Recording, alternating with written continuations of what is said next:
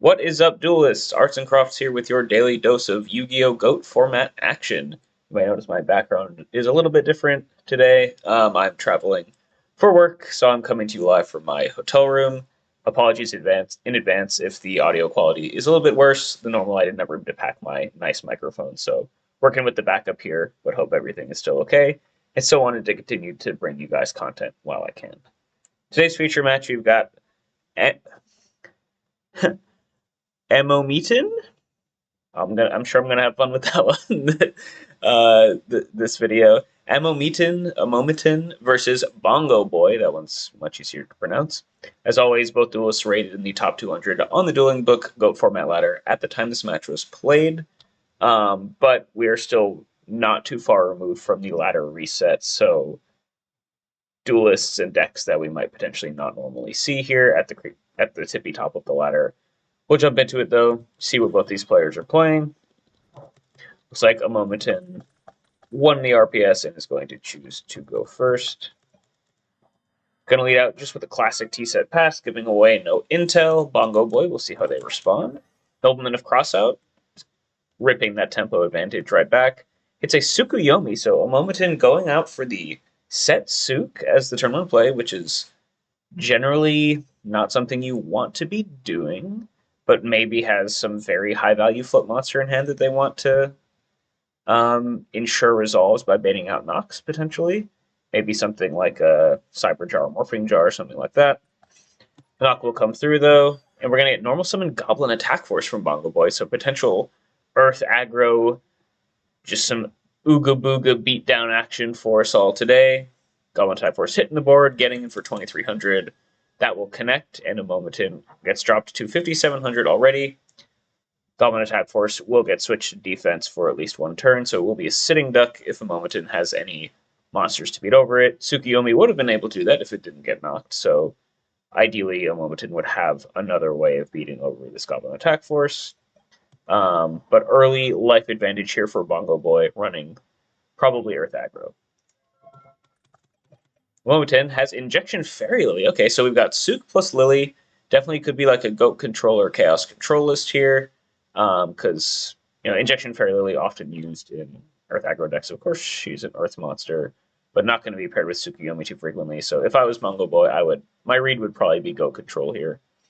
Lily's going to come down though, and luckily 400 attack points is enough to just beat over the Goblin Attack Force in defense position without even needing to use the Lily effect. So saving a little bit of life points here, which if Bongo Boy is on Earth aggro is very, very important.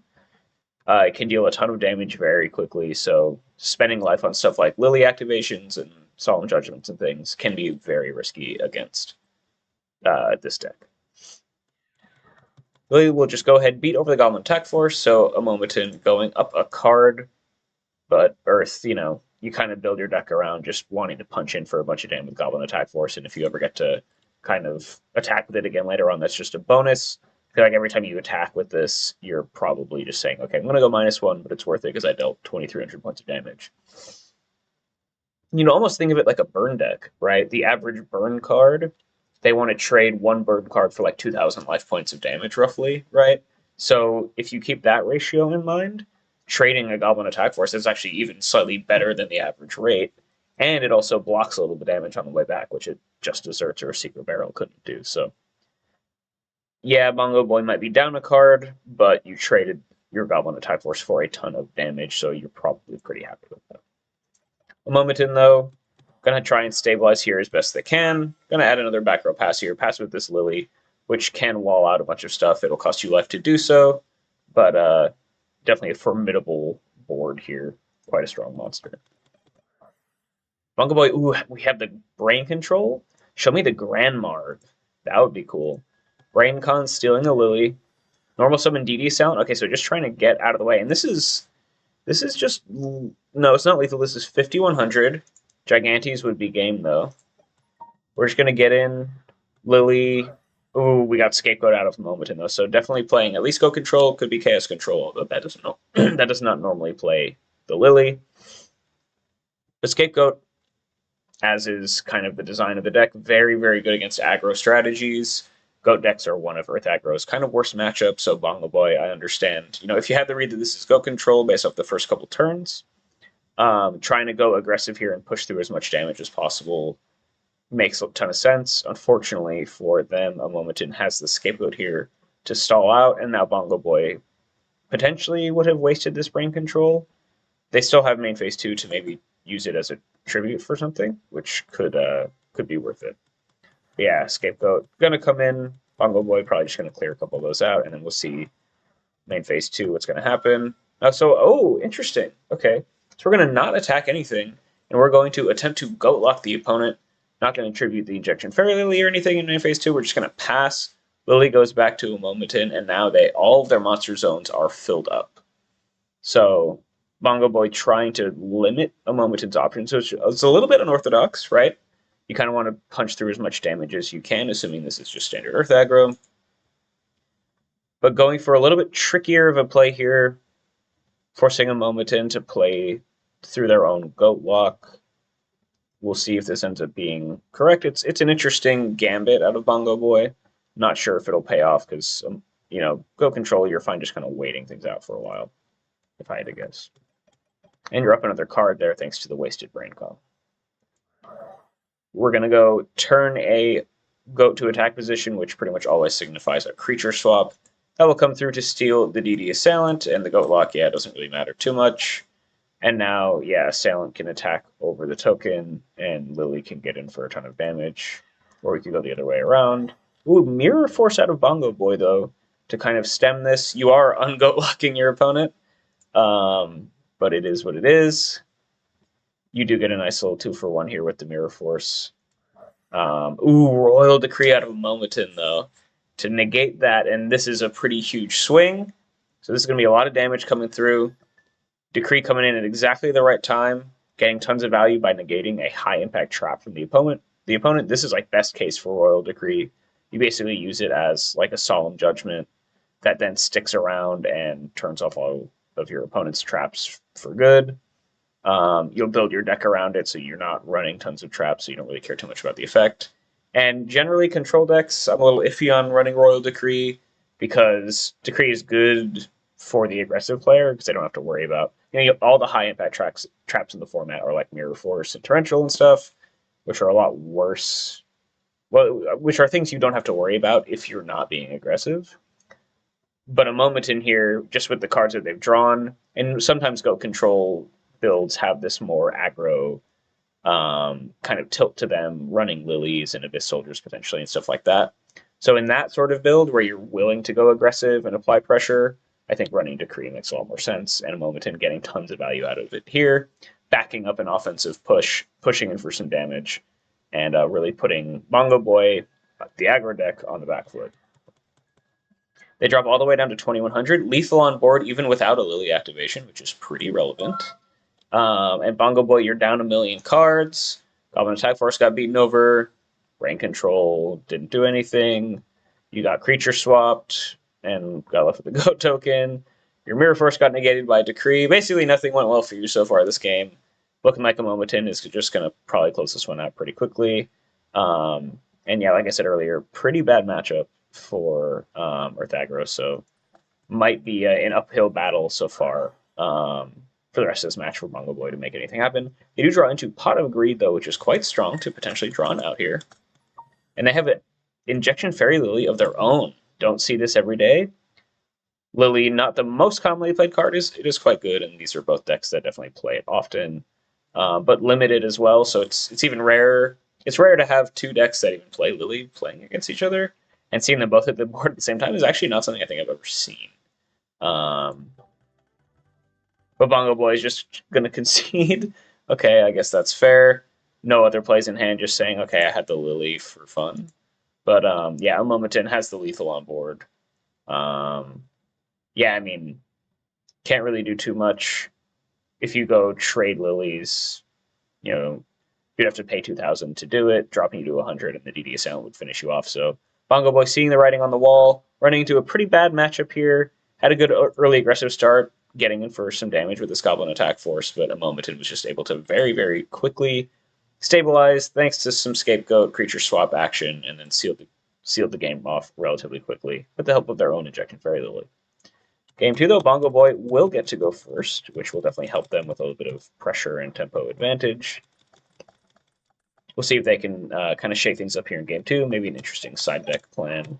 Just going to go T-set pass. Okay, so not giving away too much information. Earth Aggro, definitely the kind of deck that can set things like Giant Rat or DD Assailant turn 1. They don't have to be like boarding in Spies or anything. Spy is also pretty good in Earth Aggro. You see that played quite frequently as well. So a moment in, kind of the first test is, did you board out your Nobleman of Crossouts, and was that the right call? Probably it is, but an opportunity to use one here if you kept him in. Going to normal summon Zombira the Dark, though, which is quite an effective wall against Earth Aggro. You do have to make the choice here if you're going to attack into the set monster or not, because Earth Aggro, you know, it's a battle-focused deck, so it's going to play a lot of Sakuretsu armors.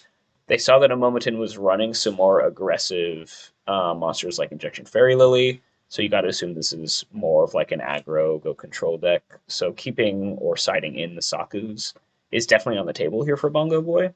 And so if you're a Momotin, you got to make the choice of, like, do you want to risk your Sunbire getting Saku'd, making the aggressive play to attack over the set monster, or would you rather just kind of wall them out, stick the Zombira here, maybe risk getting Smash and Grounded or something, but potentially a more conservative play. You're just going to go straight to battle phase, though, attacking the set monster. Sakuretsu not used, even if there is one, because Bongo Boy had set Sangan, which I'm not really sure how many targets there are for that in Earth Aggro. They are running Sinister Serpent, so but potentially a little bit slower version of Earth Aggro stuff here with this little Sangan Sinister package. Zombira will go down to 1900, which is pretty relevant because that crashes with stuff like Gigantes. And Momotin's going to set a back row pass there. End phase Dust Tornado to pop it. It hits a Scapegoat, which is really huge. Yeah, if you're an aggro deck, you really want to make sure Scapegoats do not resolve. So boarding in your Dust Tornadoes, keeping in your MSTs and stuff to snipe back row in your opponent's end phase is pretty strong, and getting tons of value here by popping the Scapegoat before it can go off and wall you out like we saw last game. So no back row here, just a 1900 Zombira on board for a moment in. So opening here for Bongo Boy to really start getting some stuff going. We know they have a Sinister Serpent in hand, but definitely has some other good stuff. Yeah, we're going to see Injection Fairy Lily hit the board for the third time this match already, just in game 2.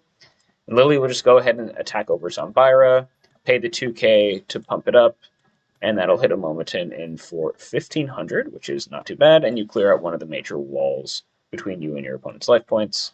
Set a back row here as well, just to maybe protect this Lily. So decent start here from Bongo Boy, having the Sangan, so, you know, kind of not really worrying about... Basically, this Zombira got no value, right? It just allowed Bongo Boy to search off of the Sangan. Tornado hits the Scapegoat, which is huge, and then Zombira gets beaten over by Lily. So actually, Bongo Boy up a card here, kind of bucking the trend from last game. We'll see if they can continue to keep up this pressure with this Lily here. Momotin has a Delinquent Duo, which is nice. We didn't see them shuffle their hand, so I feel like they didn't. They just held it first turn. I'm hoping they just top decked it, because otherwise, why would you not use it turn 1? But assuming they did top deck it, it's also not the best time to use it because you know your opponent has Sinister Serpent in hand. So this is just going to be a 1-for-1 trade, and there's even a chance that it's a 1-for-1 trade for the worst card in Bongo Boy's hand if you end up just hitting the Serpent off of the random duo selection. So not the best duo here, but maybe just wanting to clear out the way. Maybe Momotin is confident with the rest of the cards they have, so fine taking kind of a poor trade with their duo. But we'll see. We'll see what else is in hand. But yeah, duo, we're going to get the roll. You hope you don't hit the Sinister. You hit a Mystic Swordsman level 2, which is nice. We didn't see a Momotin actually run any flip monsters game 1, but yeah, you got to assume they're at least on like Magician of Faith or something, right? Playing Go Control. So hitting the Mystic Swordsman is fine. It's good to know that that's out of your opponent's hand. They're just going to discard that Sinister as expected. Graceful Charity out of a Momotin here as well. Okay, so little double Trinity, which means that one of these was held onto turn 1. And based on what we saw, I have to assume it is that duo, which is a little bit strange. But it's all good. Charity will resolve. We're going to discard a Metamorphosis and a Creature Swap, which makes me think that Amomatin just has no monsters, really. Because, well, yeah, and their Scapegoat getting popped already. Yeah, so you can see how much value Bongo Boy got. You know, the value on its own of just terminating the Scapegoat to prevent them from walling you out, like we saw in Game 1, is massive. But then if it blanks stuff like Metamorphosis and Creature Swap in Amomatin's hands, it's huge, right? Because Go Control is a deck built around a lot of 2-card combos, generally incorporating Scapegoat. So you just get tons of value if you prevent the card from doing anything. And you can see it here. Amomatin didn't even have any good discard fodder for the Graceful Charity, just had a ton of dead cards in hand because their Scapegoat got popped. And yeah, they forced a suboptimal Graceful Charity usage, forced a suboptimal, I'm not sure if it was forced, but used in a suboptimal duo here. And Amomatin really on the back foot. Pretty good start here for Bongo Boy. Let's say we have Zambira the Dark copy number 2 coming through for Amomatin, so probably trying to draw an out to this Lily. Now, Lily, Bongo Boy still has 6k life points in the bank, so definitely could. Lily could, of course, beat over the Zambira if Bongo Boy wanted to invest another round of 2k life into that. Oh, interesting. So we're not going to go Zambira. We're going to go Tsukuyomi. Okay, which can set the Lily, but Suk can't beat over the Lily here. Oh, we're going to go for Creature Swap. Interesting. Okay, so had double Creature Swap there. Quite good combo with Spirit Monsters, of course, because this will return back to Amomatin's hand at the end of the turn. And this is one way of dealing with the Lily. Amomatin will get it back. Will be in face-down defense position and can't be flipped up until next turn. So could pretty easily get beaten over by a lot of the monsters in Bongo Boy's deck. Anything like an Assailant, a Gigantes, anything like that will just be able to beat over this Lily. But Amomatin dealing with at least the threat on board for now. No back row, they're just going to pass the turn. Soup will go back to their hand. But no back row here, and just a face down Lily with 1500 defense between them and between Bongo Boy and their life points. So Bongo Boy could get another chance here to do some damage. Can recur that Sinister Serpent. Yeah, you're actually up a good number of cards here for Bongo Boy. You've got Nobleman of Crossout to use on your own Lily, which is kind of funny, but definitely getting some value for the knock here, clearing out the board. And then we've got Abyss Soldier out of Bongo Boy. Really interesting. So is this Earth Aggro, or is this Goat Control running Goblin Attack Force and DD Assailant? I don't know. Kind of spicy here what we're seeing from Bongo Boy, though. Abyss Soldier is a good card, and it makes the Sangan Serpent package make more sense, because now you can search for Serpent to have, something to do with your Abyss Soldier. Now, we know the Serpent is in hand, so I wonder if the right play is just normal summon Serpent, bounce the Lily so you just have it in your hand, and you don't have to go 1-for-1 with the card. That seems like the right play. But going for the knock here, meaning that they don't have it for stuff in the future, yeah, I mean, maybe, what do you have, like Set Raigeki Break or something, and you want the Serpent for that? That's like the only time I could think that this would make sense. But this is the play that was made. Abyss Soldier is going to get in for 1800, though, so continuing to apply the pressure. We do know, so Abyss Soldier is Tsukuyomi proof, 1300 defense, can't get beaten over by the Suk. But we do know that Amomatin has a Zambira in hand, so Bongo Boy, if you go for this play, you likely want to have an out for Zambira number 2 coming through. A couple of back row here will definitely make Amomatin a little bit more wary about the Zambira stuff, though. Oh, or we just have Trap Just Shoot to rip the Zambira out. Okay, pretty good.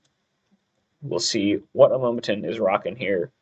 Interesting hand. We know about the Zambira, we know about the Suk. Kaiku can trade with the Abyss Soldier, but that's not the end of the world.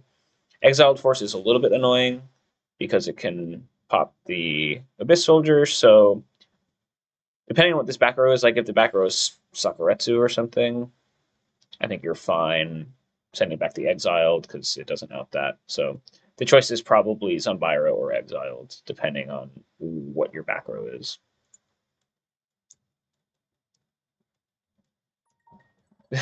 Gonna Gonna send back the Zombira.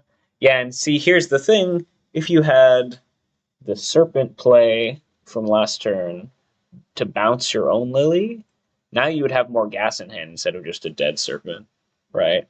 So kind of missing an opportunity there to get to, like, not put yourself in a position where you're forced to top deck pressure to really stay in this game.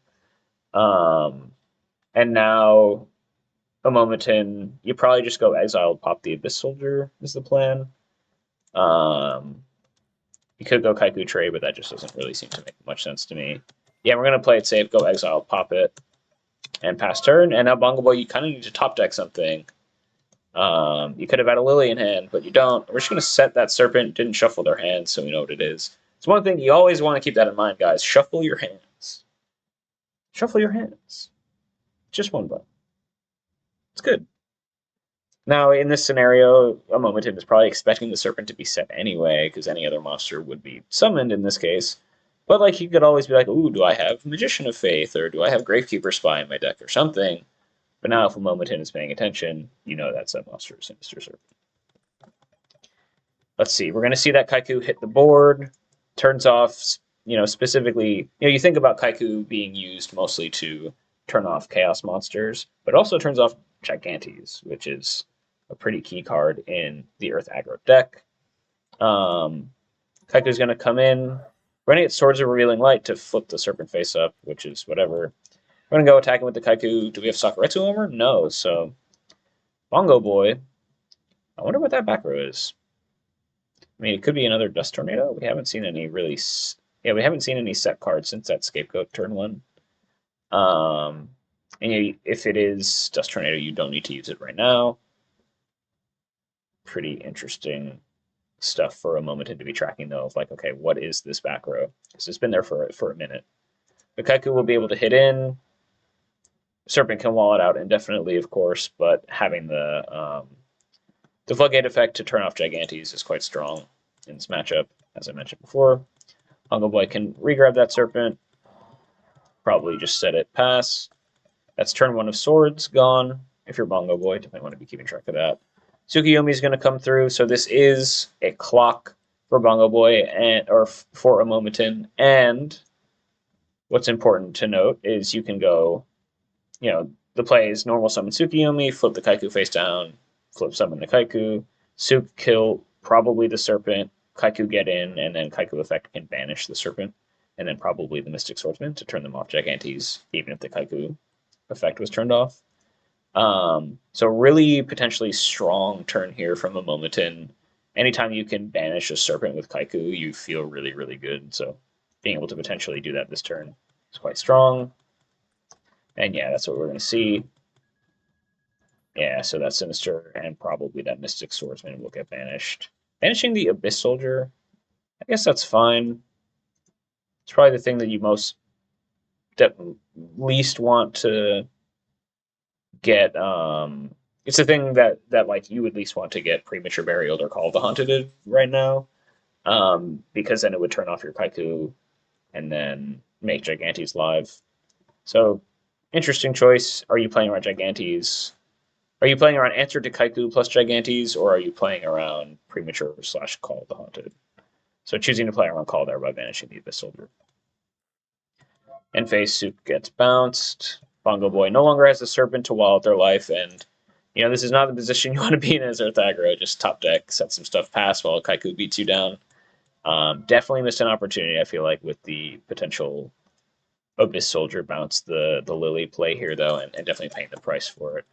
Second turn of Swords is gone. We're going to get Normal Summon Tribe Infecting Virus out of a Momentin just to go for maximum damage. This does turn a 1 or 3-turn clock into a 2-turn clock. But there is a new set here on the board, which could be Mirror Force, could be Torrential, so playing into that. We'll see if that matters. It's not Torrential. Bongo Boy has a Call of the Haunted, though. Okay, so Momentin ended up making the right call, banishing the Abyss Soldier to play around Call of the Haunted. I'm not going to say the right call, but they end up getting rewarded for it because Bongo Boy did have the call. But Bongo Boy can call on the Sangan to get a trigger out. The Sangan does get summoned in attack position, so it won't wall out full damage, But being able to get a Sangan search off is probably pretty nice. Try beat over the Sangan. We'll see what other options Bongo has. They have an exiled force, a Momentan calling out DD Warrior Lady, but that's not necessarily something that Bongo Boy is playing. Would be pretty good here though. Exiled force does similar stuff though. Could answer the Kaiku for sure. But yeah, the Kaiku is going to go attack in for 1800. Can banish Sangan and Mystic Swordsman, and now Gigantes is turned off, but we could have normal exiled, tribute exiled to pop the Kaiku, Gigantes, beat over tribe, set Dust Tornado, pop the swords. That could be something. That's a play for Bongo to get back into this game. Kind of need to do it all at once, but we'll see. Show me it. Tornado Kaiku, pop the tribe. Okay, so likely does not have the Gigantes to do anything with.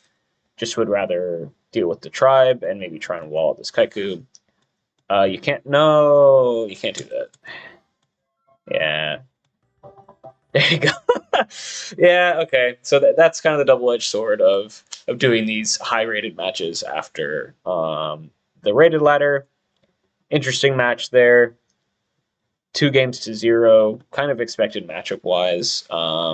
So Bongo Boy, you probably don't feel too bad about this because you're pretty much destined to lose this, assuming both players play equally well. But Goat Control taking it down over a pretty interesting Earth Aggro build with a little bit of Abyss Soldier spice. But definitely some misplays there, not understanding Kaiku effect and things like that. But a Momentan's going to take it down. Probably feels pretty good about that one. Hope you guys enjoyed this one. Let me know your thoughts in the comment, and I will catch you all next time.